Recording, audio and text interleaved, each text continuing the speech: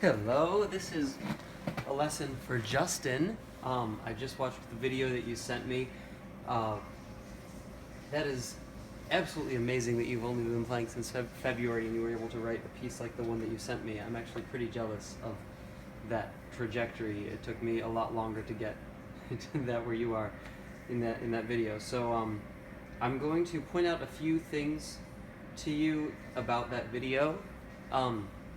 And then I'm going to start from the very beginning, because I think the thing that's going to benefit you in these lessons is starting from just like square one and getting all of the basics of the keyboard down, because you were saying you want to be able to have an understanding of what sound of how to navigate the keyboard, not as a technical instrument but as a form of expression. And to be able to do that, you need to understand what all the possibilities for sound are on the keyboard. In the video you sent me, you're doing a lot of that. So you're in D minor and you're doing the flat 6, the flat 7 to the 1, and then a lot of things like that, and you're going to the relative major, and doing a lot of really, they're pretty basic things, but you're doing them with a lot of cool rhythm and a lot of virtuosic playing, which is really impressive. So I think once we get a better understanding of harmony and melody and the basics of the keyboard down, then you will be able to use those same chops and those same technical capabilities to do a much wider array of things on the piano. And then eventually, as you learn this wider array of things, you get so familiar with the keyboard that you can express in a more fluid way. And in a more emotional way.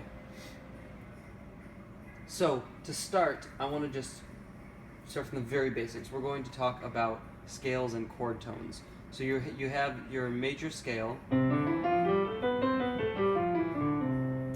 which is Ionian is the actual name for it, and so make sure you can do this. And in every key as well.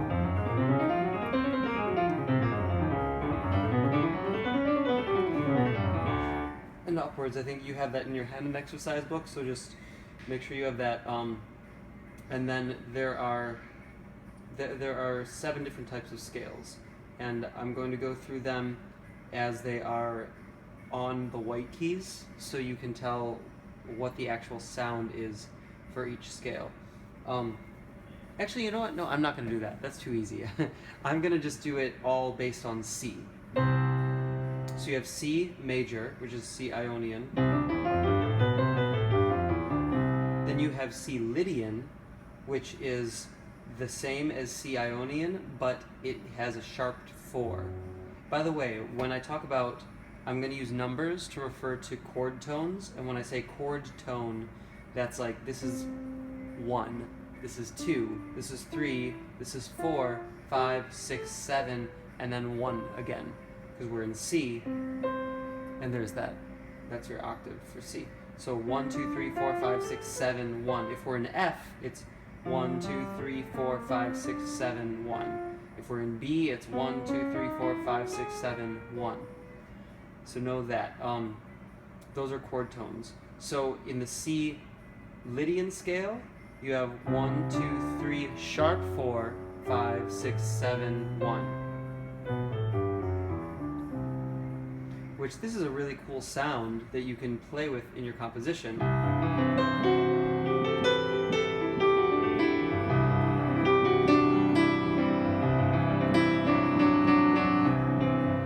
It's like an unstable, very bright sound.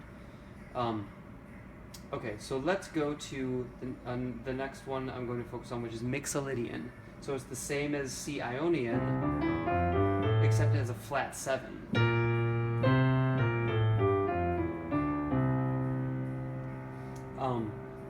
Now we're going to use this when we do the dominant chord to the tonic chord later in this lesson. But right now, we're just looking at it as a static chord.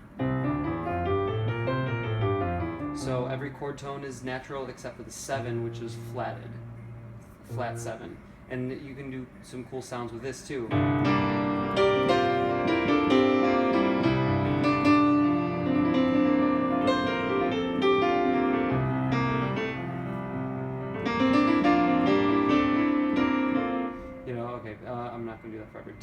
So now we're talking about Dorian.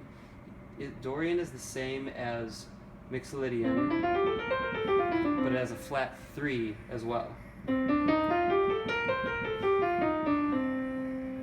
Okay, so this is closer to the minor scale, but it has the 6 is still natural.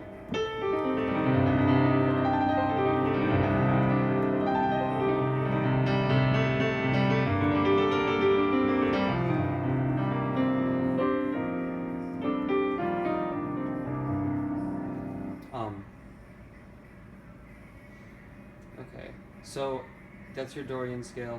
Now Aeolian. Aeolian is when you have your Dorian scale, but you flat the 6 as well. So this is a natural minor scale. And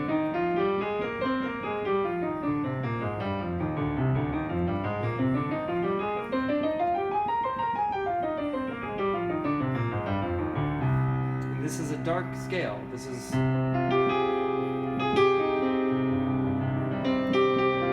This is also what you wrote your piece in, natural minor. So you did flat 6 to flat 7 to 1.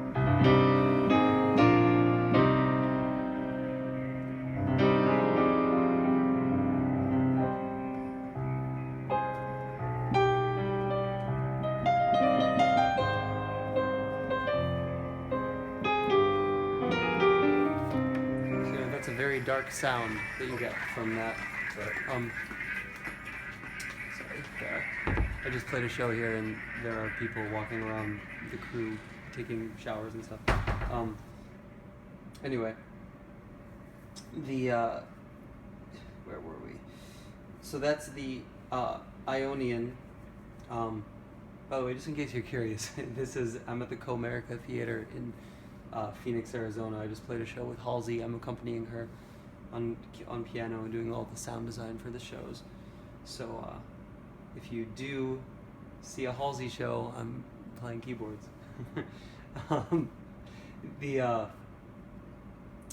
Alright, so that's Aeolian. Phrygian is it's the Aeolian scale, but with the 2 flatted as well. So now you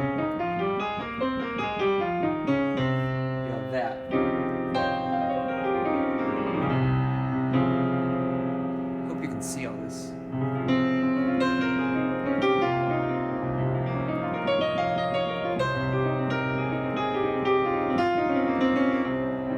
So all you have to do right now is just familiarize yourself with these scales.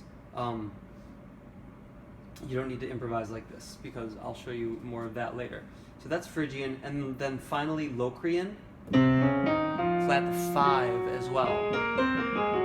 So you have a flat 2, 3, 4 is regular, flat 5, flat 6, and flat 7.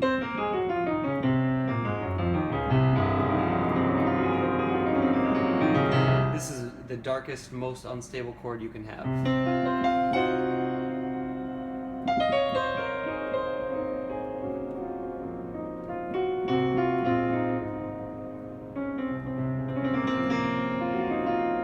Because it has no 5.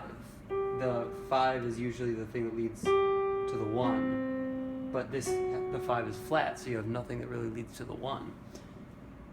Okay. Anyway, I really hope my hair is not blocking the camera. Those are your scales. So familiarize yourself with those scales and be able to play those scales in every single key. So if I say play C sharp Dorian, I want you to be able to go, and also like just to play in C sharp Dorian.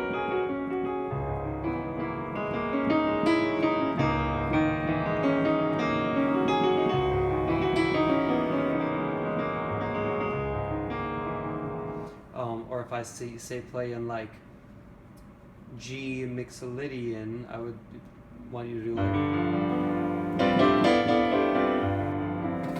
One second. Stupid computer. No, away. Okay. So that is those are all the scales. Now I want to talk about chords. You have your major chord, which is a triad. it's called a triad because there are 3 notes in it. 1, 2, 3, triad. I suppose that should be called a dyad. I don't know. So this is a major triad. 1, major 3, 5. You can flat the 3, and now it's a minor triad. 1, minor 3, 5. Every one of those modes that I showed you has either a major or a minor triad in it, except for the Locrian mode, which has a diminished triad. And diminished is when you take the 5 and you flat it as well. So it's 1, flat 3, flat 5. You can have a major triad anywhere. A major triad is there, D major triad, G, C, F, B flat, etc. So, okay, we have our major triads and minor triads. Now, when we add, we're going to add one piece to that. So you have 1, 2, 3, 4, 5. You have your, so play that with me. That major triad, C major. We're going to add to it 6, 7. We're going to add the 7 to it. Now you have a major 7 chord. 1, 2, 3, 4, 5, 6, 7. And you just play the 1, 3, 5, and the 7.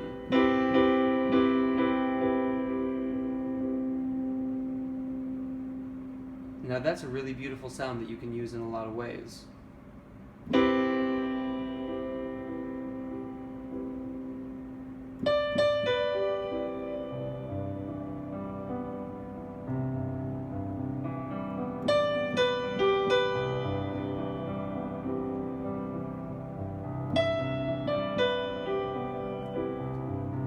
Okay, so that's your major triad.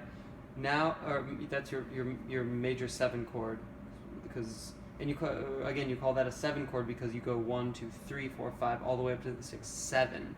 So it's more than a triad. Now, if you take that and you flat the 7, you have a dominant 7 chord, which is 1, 2, 3, 4, 5, 6, 7. Dominant 7.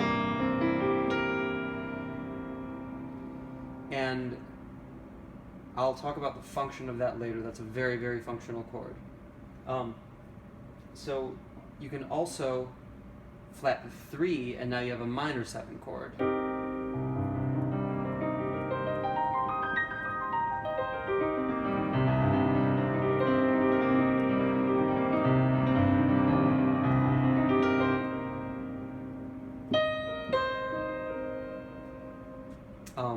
Or you can also take the minor 3 and the major 7, and then you have a minor major chord.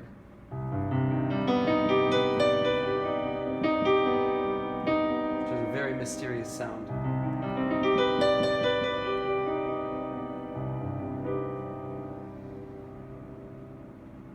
Okay, so now let's take a step back and let's look at the dominant chord. 1, 3, 5, 7.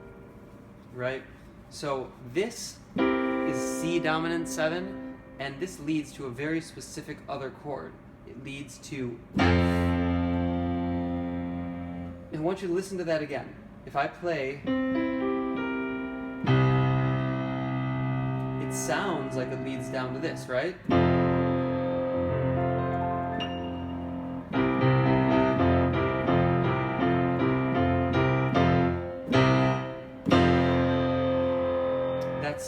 That's music. That's like throughout all of music history, basically after Gregorian chant, you get the 5 to the 1.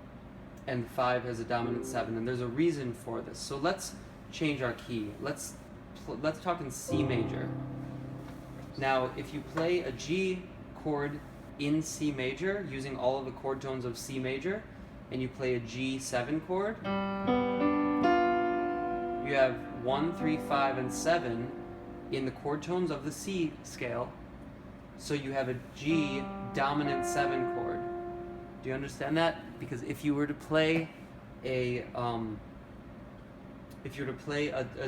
G actual major scale, you would have the raised 7 there.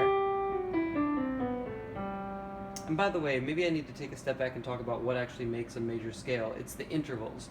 So if we have a C major scale, it's whole step, half step, whole step, whole step, whole step, half step. And that counts for anything. If you have a C sharp, it's whole step, half step, whole step, whole step, whole step, half step. For D, same pattern. Whole step, half step, whole step, whole step, whole step, half step. So a G major chord, a G major scale is this, but because we're looking at it in the context of the C scale, it's that. So this is your G7 chord, and that leads to C.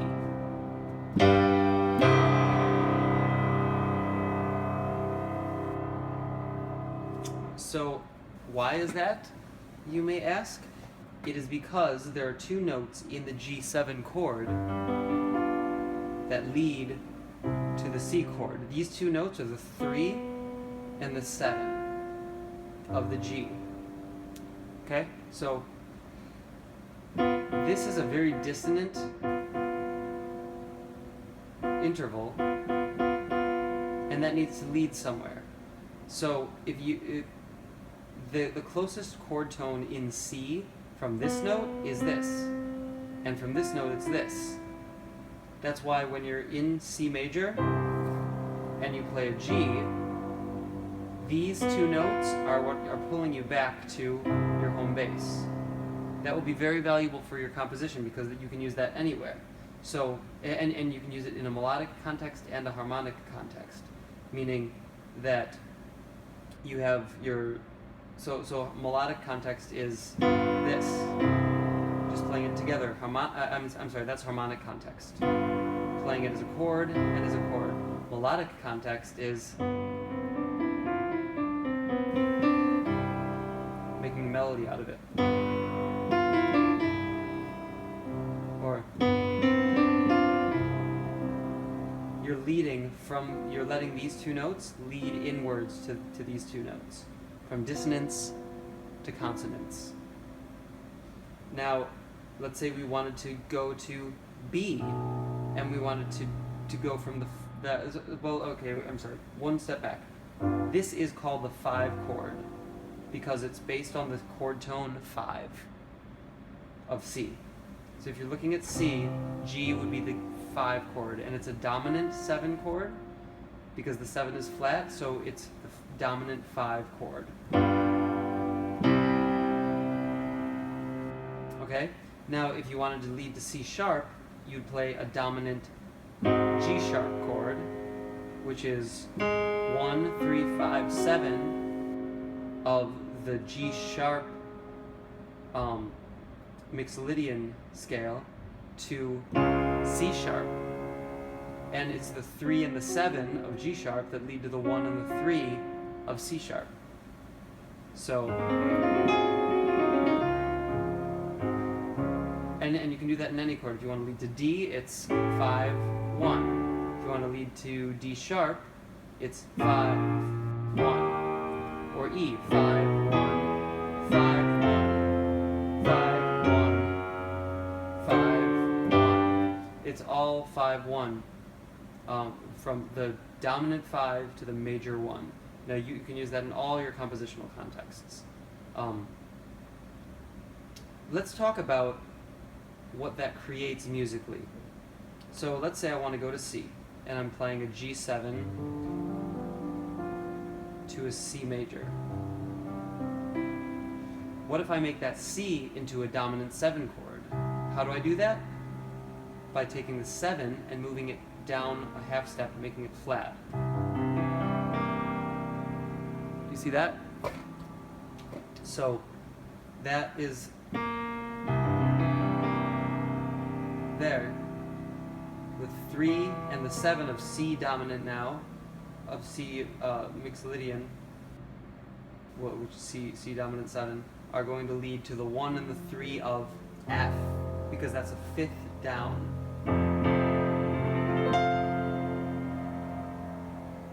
And by the way, let me talk about, maybe I should have talked about this earlier, the names of intervals. This is a 5th, because it's 5 chord tones. 1, 2, 3, 4, 5. This is a 4th, this is a 3rd, this is a 2nd, and this is a 1. If you want to make a flat fifth, you take the 5 and make it a half step lower. If you want to make an augmented fourth, you take the fourth and make it a half step higher. That's an augmented fourth. So the flat 5 and the augmented 4 are the same thing. For 3, you can make it a flat 3. And for 2, you can make it a flat 2. And then you have your 1. This is a 6, which can be flat 6 or augmented 6. And this is a 7, which can be diminished 7, or flat 7, sorry. Those are the intervals. So we're talking about fifths now, and this is the 5 of C to the 1 of C. But if C becomes a dominant chord, it becomes the 5 of F, and then you go to the 1 of F. If F becomes a dominant chord, it becomes the 5 of B flat. If B flat becomes the dominant chord, it becomes the 5 of E flat. If E flat becomes the dominant chord, it becomes the 5 of A flat. If A flat becomes the dominant chord, it becomes the 5 of D flat, and so on and so forth.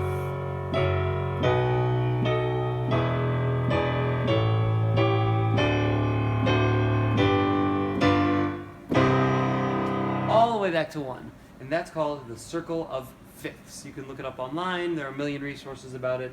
But it's when you have fifths going all the way down the keyboard, the scales, until you get to, if you move that up a couple octaves, you get back to your home base. And that is what you can use for basic music composition, because that is the basis of all of Western harmony. Any chord that you want to get to, you can get to from the 5 of that chord. So if you wanted to go to C, but you wanted to go 2 steps away, you'd play a D7 to a G7 to the C. Okay? Does that make sense? I know this is a lot of information, so you're gonna have to tell me which parts I need to break down for you and explain more. What else? Sorry, it's kind of late here.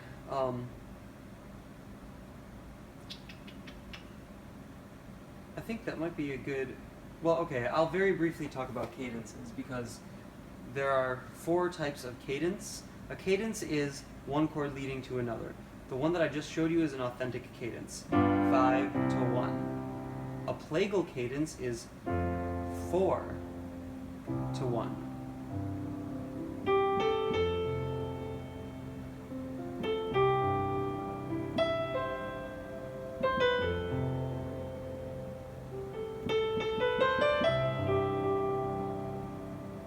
That's a plagal cadence, and it's a beautiful, less intense cadence. A half cadence is basically a 1 to a 5. Often done if you did the 1 and put it over the 5 note, but you're still playing the 1, the C, and you end on 5. 1 to the 5. That's half cadence, because it's only half. Deceptive cadence is when it sounds like you're going to go to 1, but you don't. So if you play the 5 and you go to the 6, the minor 6,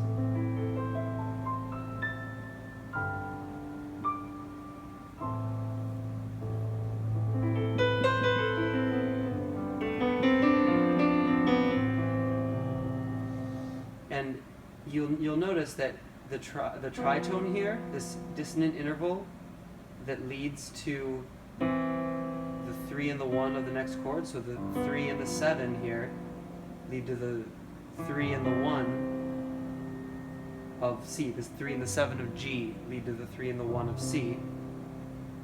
But they also lead to the 5 and the 3 of A minor, which is called a deceptive cadence, because you're moving, you're using the same notes resolving, but the bass note is changing, so your chord quality completely changes and the mood entirely changes. That's a deceptive cadence. So you can write any song in any key with these different cadences. So let's say we're in A flat. plagal cadence.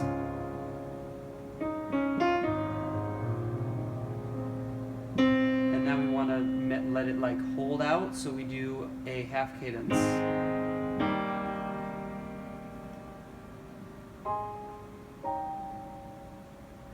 Now we want to make it sadder, so we do a deceptive cadence to the minor 6.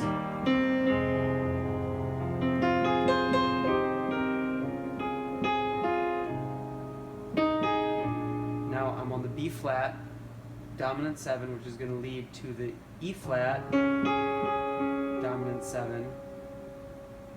And that would be an authentic cadence if I went now to the A flat. However, I'm going to go to the F minor, and it's a deceptive cadence again. So that's the basics of chords, scales, the circle of fifths, and cadences. It's a lot to take in, so you'll have to watch this video a bunch of times before you really like get all of that. And please write questions. I'll be happy to answer them for anybody who watches this video. But especially Justin, let me know what questions you have, and we'll do another video specifically honing in on those questions, and we'll keep this going. So thanks a lot, and I hope you get a lot out of this.